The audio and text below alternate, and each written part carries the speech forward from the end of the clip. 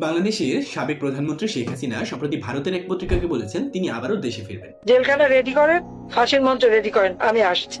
এই বক্তব্যের পর থেকেই রাজনৈতিক অঙ্গন, সামাজিক যোগাযোগ মাধ্যম এবং সাধারণ মানুষের মধ্যে শুরু হয়েছে ব্যাপক আলোচনা। অনেকেই প্রশ্ন তুলছেন, দেশে ফিরলে তিনি কি কি ধরনের সমস্যার মুখোমুখি হতে পারেন, বর্তমানে তার বিরুদ্ধে কি কি মামলা রয়েছে, আর বাংলাদেশের রাজনীতিতে এর প্রভাবই বা কি হতে পারে। চলুন জেনে নেওয়া যাক আজকের ভিডিওতে। শেখ হাসিনা বাংলাদেশের রাজনীতিতে সবচেয়ে গুরুত্বপূর্ণ ও বিতর্কিত ব্যক্তিদের একজন। তিনি টানা বহু বছর ক্ষমতায় ছিলেন এবং তার আমলে বাংলাদেশে বড় বড় অবকাঠামোগত উন্নয়ন যেমন পদ্মা সেতু, মেট্রো রেল, কর্ণফুলী টানেল সহ বিভিন্ন মেগা প্রকল্প বাস্তবায়ন হয়েছে। অন্যদিকে তার সরকারের বিরুদ্ধে বিরোধী দল, মানবাধিকার সংগঠন এবং আন্তর্জাতিক মহল থেকে গণতন্ত্র সংকুচিত হওয়া, গুম, বিচার বহির্ভূত হত্যাকাণ্ড এবং রাজনৈতিক দমনপীড়নের অভিযোগ ওঠে। 2024 সালে রাজনৈতিক অস্থিরতার পর দেশের পরিস্থিতি নাটকীয়ভাবে বদলে যায়। এরপর থেকে শেখ হাসিনার বিরুদ্ধে একের পর এক মামলা দায়ের হতে থাকে। চলুন জেনে নেওয়া যাক বর্তমানে তার বিরুদ্ধে কি কি অভিযোগ ও মামলা রয়েছে। প্রথমত, হত্যা মামলা। বিভিন্ন গণমাধ্যমের তথ্য অনুযায়ী জুলাই আন্দোলনে ও সহিংসতার ঘটনায় শেখ হাসিনাকে আসামি করে শত শত মামলা করা হয়েছে। অনেক মামলাতেই অভিযোগ করা হয়েছে যে অতিরিক্ত শক্তি প্রয়োগ করা হয়েছিল। কিছু প্রতিবেদনে বলা হয় তার বিরুদ্ধে প্রায় 600-এরও বেশি মামলা হয়েছে, যার বড় অংশই হত্যা মামলা। এই মামলাগুলোর অভিযোগে বলা হয়েছে যে রাজনৈতিক আন্দোলন, সংঘর্ষ বা নিরাপত্তা বাহিনীর অভিযোগের সময় বহু মানুষের মৃত্যু হয়েছে এবং সেই ঘটনার দায় তৎকালীন সরকারের উপর বর্তায়। দ্বিতীয়ত, মানবতা বিরোধী অপরাধের অভিযোগ। আন্তর্জাতিক অপরাধ ট্রাইব্যুনালের তার বিরুদ্ধে মানবতা বিরোধী অপরাধের অভিযোগ আনা হয়েছে বলে আন্তর্জাতিক সংবাদ মাধ্যমে প্রকাশিত হয়েছে। অভিযোগে বলা হয় ছাত্র আন্দোলন দমনের সময় অতিরিক্ত বল প্রয়োগ ও সহিংসতার ঘটনা ঘটেছে। এই বিষয়টি আন্তর্জাতিক পর্যায়েও ব্যাপক আলোচনার জন্ম দেয়। তৃতীয়ত, দুর্নীতি মামলা। শেখ হাসিনা ও তার ঘনিষ্ঠ কয়েকজনের বিরুদ্ধে বিভিন্ন দুর্নীতির অভিযোগও সামনে এসেছে।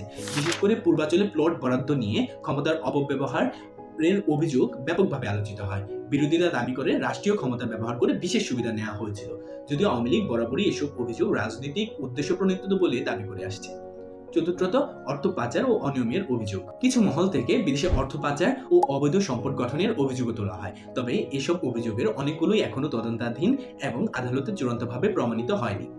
এখন প্রশ্ন হলো, তিনি যদি দেশে ফেরেন তাহলে কি কি সমস্যার সম্মুখীন হতে পারেন। প্রথম সমস্যা, গ্রেফতারের ঝুঁকি।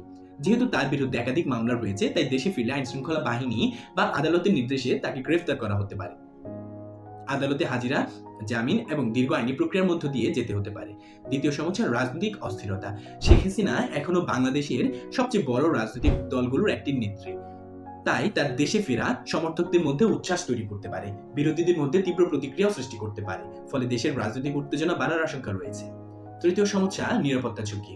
বাংলাদেশের রাজনৈতিক ইতিহাসে সহিংসতা নতুন কিছু নয়। একজন সাবেক প্রধানমন্ত্রী হিসেবে শেখ হাসিনার নিরাপত্তা নিশ্চিত করা অত্যন্ত গুরুত্বপূর্ণ বিষয় হবে। বড় জনসমাবেশ, রাজনৈতিক সংঘর্ষ, উগ্র গোষ্ঠীর হুমকি সবকিছুই বড় নিরাপত্তার চ্যালেঞ্জ তৈরি করতে পারে। চতুর্থ সমস্যা, আন্তর্জাতিক চাপ ও কূটনৈতিক সংকট। শেখ হাসিনার বিরুদ্ধে থাকা অভিযোগগুলো আন্তর্জাতিক মহলেও আলোচিত। মানবাধিকার সংগঠন, বিদেশি সরকার এবং আন্তর্জাতিক মিডিয়ার পুরো পরিস্থিতি পর্যবেক্ষণ করছে, তাই তার দেশে ফেরা বাংলাদেশের কূটনৈতিক সম্পর্কেও প্রভাব ফেলতে পারে। এখন আসি সবচেয়ে গুরুত্বপূর্ণ প্রশ্নে, তিনি কিভাবে এসব সমস্যা থেকে মুক্তি পেতে পারেন। প্রথমত, আইনি লড়াই। বাংলাদেশের সংবিধান অনুযায়ী প্রত্যেক নাগরিক আদালতে আত্মপক্ষ সমর্থনের অধিকার রাখেন।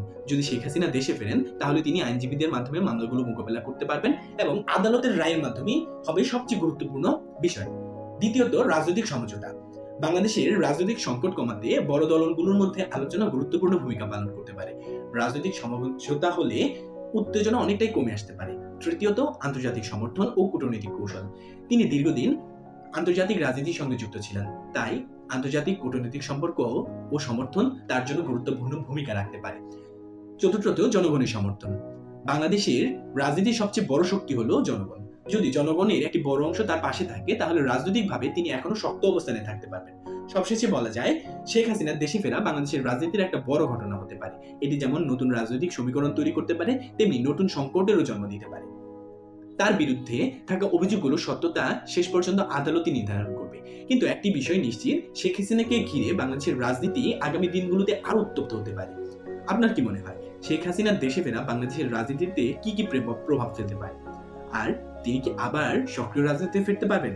কমেন্টে জানান আপনার মতামত।